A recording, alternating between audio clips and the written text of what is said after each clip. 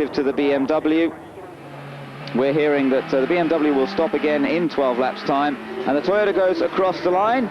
Let's see what the gap, 1 minute 39. Of course, that will change when they come around next time. And with the BMW having stopped in the pit lane, it's going to be a lot closer. Last lap, 3 minutes 37.7 from Ukyo Katayama. And again, just using those curves a little bit, banging it around a touch. Andy, it's fairly clear just watching these pictures that Ukyo Katayama is on a charge. Well, he's on a charge, and I think he won't do any more damage to that car by bouncing over curves. If it hasn't broken now, it's not going to break, and in any case, it's his only chance. He's obviously doing a really good job. He's just catching the BMW, but he's just a bit too far away, it seems, to do it before the end of the race. It does seem as though it's just that little bit too far, but if they can keep the pressure on the BMW, you never know. You might get some sort of little mechanical problem that would be just enough. Well, of course, and when you're tired at this end of the race, it would only take one small mistake overtaking some slower traffic, and bang, you've got a different result. Yeah, absolutely. It can happen so easily out there. How did you feel that the general standard of driving rated this year? I mean, in various years it does vary depending on the drivers. Oh, that was all a little bit tight, wasn't it? This time I definitely know that's Thomas Bscher. I was actually earlier on when I said he's driving the car. He's in the car now, and in a situation... dear, oh dear, what is he doing? I don't know whether being a BMW, it almost looks like a team order. Of course, that's not the situation, but that's... a frightening situation, and I mean, you can't have more than all your headlights on and have a bright red car with a white stripe on it to try and get past. But dear, oh dear, I mean, that could have just put Ukyo straight out on the spot. Yeah, and I hope Katayama will have got very fired up about that. Very easy then, of course, Andy. You know, you get into a situation where you really get the blood boiling, and it's so easy then. Oh, look at that! He was right down the inside. That was so lucky that they avoided hitting each other. Thomas was absolutely just not looking there. No, because at first it looked like maybe he'd got bored with waiting, but then when he came out, and he still obviously hadn't seen him coming out down the track, down the other side, extraordinary stuff. Look, this sort of almost like weaving, like he's trying to hold on to his, his pole, his first position. Extraordinary stuff. It is, yeah. And the 98 BMW is obviously very quick down the straight. Yes. The Toyota just has to force his way past under braking. A very difficult situation.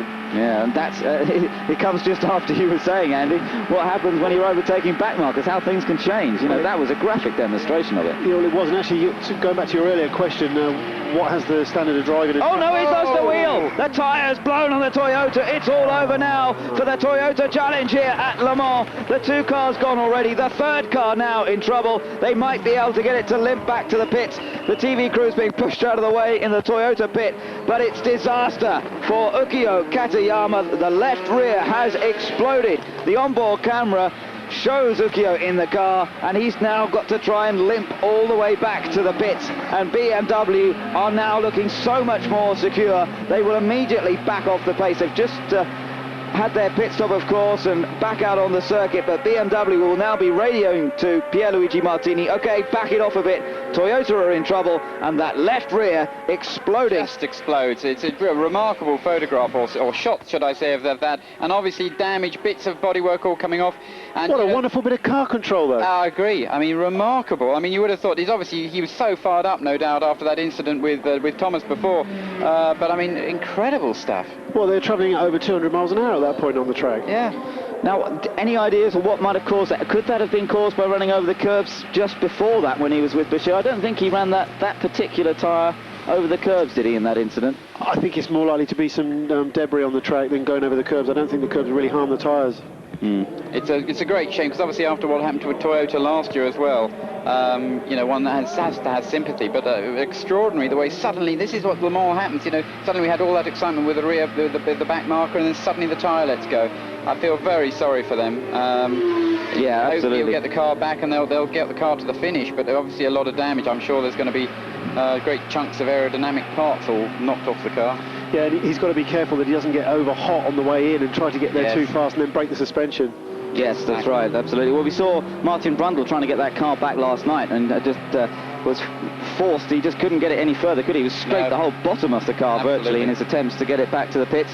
Not quite as bad here for Ukyo Katayama, but still not good news. Now, he has made it back to pit lane. They are ready for him, and let's just hope there's not too much damage to the rear bodywork and rear suspension Looks as though the tyre has stayed intact, which is good news. It hasn't flailed around too much, has it?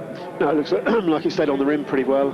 I still can't believe how he held that. That was a beautiful piece of driving. Remarkable, I agree, because, you know, the car was, and when the car goes light like that at that speed and sideways, and I mean, it really didn't hardly move that much, considering. No, and it was over the brow of the hill too. Yes. A very good piece of driving.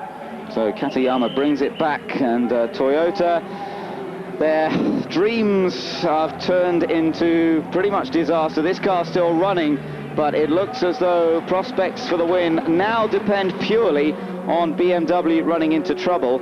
I don't think this will allow Audi the chance to move up into second, because there was some 5 laps behind the lead battle before this incident. So if they can get the Toyota back together, get a rear tyre on it, they're refueling it first of all. It is about time for the final stop, but it's a little early if anything, so they're going to be a bit marginal to make it through on fuel.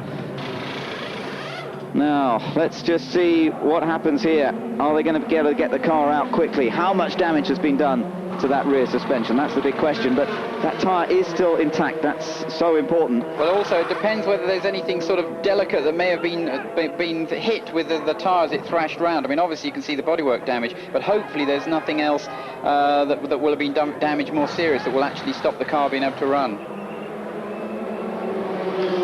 Let's see what they decide to do. I wonder if they're going to change the whole rear bodywork. They've got a huge amount of spares down there. It doesn't look like they are. The rear wheel, they're beginning to put the rear wheel on, but discussion's still going on as to whether they need to do some more work. And interesting to see Andre de Courtin's right involved in there, taking a good close look at everything that's going on.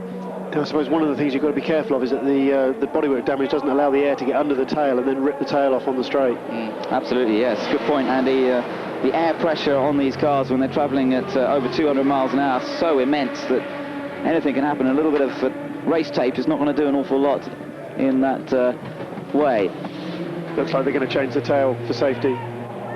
Yes, I think that's obviously a good move. I think that relates, mind you, on saying that, it's just put it down, but it would seem surprising that they wouldn't change it, having actually taken it off. I mean, they must be running out with another one. Looks like there may be some suspension damage or something as well. Certainly having a good look around, but what a tragedy this is. He really was driving well. This is the save once again. Wow.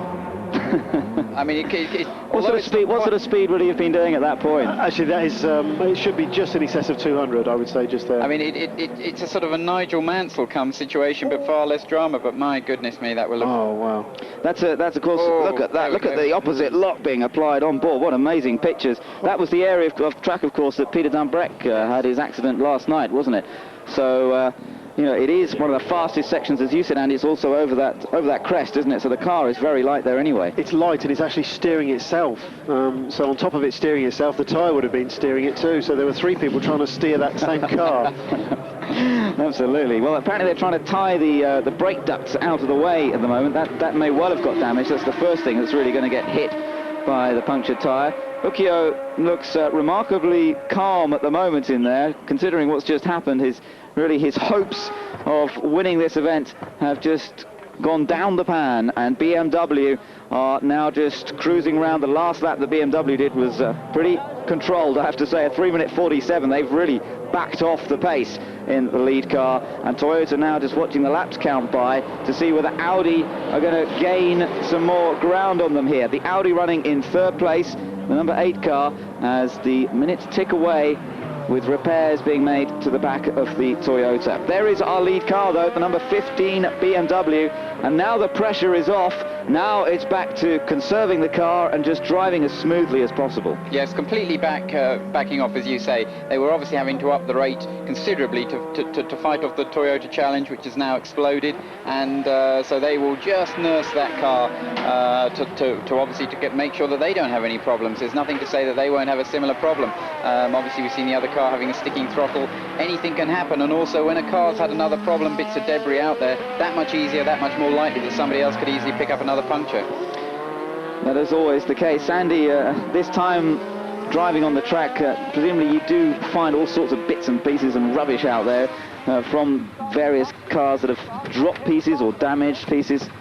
Well, that's right, and you've got to keep your eyes peeled, but you do see the debris if you see it at all at the very last moment, so Yeah. it's very hard to miss it quite often. When you're doing 200 miles an hour, I think it's a bit The car's difficult. actually left the pit, so it'll be very interesting. Let's just hope that there is, the car isn't damaged any more than just the bits of bodywork. Big cheer from the crowd as he gets the car back out onto the circuit, and they maintain a good advantage over